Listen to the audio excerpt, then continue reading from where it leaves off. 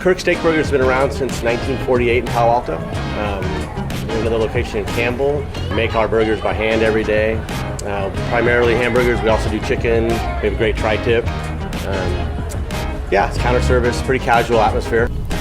The number one source of pollution that we see in our creeks that's visible is litter. And of that pollution, there are two things that we see the most of: food wrappers in old food containers and polystyrene. This is where we see the litter. When we have our creek cleanup days, we have one tomorrow, we're out there and we are getting our hands on it. We've got gloves, we've got all the pickup stuff that we need to do, and we're sorting that. And when you start sorting out what you see in our creeks and sometimes along the edge of the bay, you see, wow, food waste or the food packaging waste is a pretty significant problem. The best way to reduce litter from food is to not make it in the first place. My two biggest roadblocks were the operations and what the cost was going to be like. And both turned out to be not that big a deal. The operations were, there's some hiccups. It's not seamless, but it's pretty smooth. And I have to say I'm surprised at the amount of reduction in paper product we have. So the first changes we made were our glasses. So we did everything was disposable before, plastic or paper cups, whether it was for here or to go.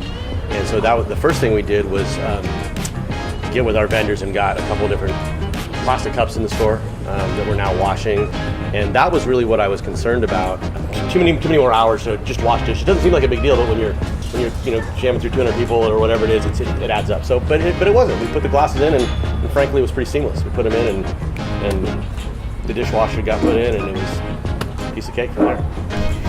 We were so excited when we first heard about the ReThink Disposable project because we knew that that's what was going to be needed if we're going to really see a reduction of litter in our creeks. Because what ReThink does is they go into a business and they work with that particular business, catering to their particular needs to help them figure out how do we reduce our use of single-use cups and plates and silverware. One thing about a place like Kirk's Burgers is sometimes people think that being an environmental steward is just the job of like a natural foods restaurant, or some place that's going to just be serving brown rice and ratatouille or something. But really, there's an opportunity for every kind of business to be making a difference. We're buying way less in terms of paper cups, the paper food trays that we use to get the food out, that we were just throwing in the trash before. So that's been very noticeable. So before our food was coming in these just, sort of ubiquitous food, paper food trays. And now we're doing baskets with a liner, which that still needs to be discarded, of course, but from a cost standpoint, it's way less, and from a landfill standpoint, it's considerably less. And then the cups also were just a better look. So before we had, just plastic or just sort of, logoed, not, Pepsi logoed cups, which didn't have any specifically good feel to them.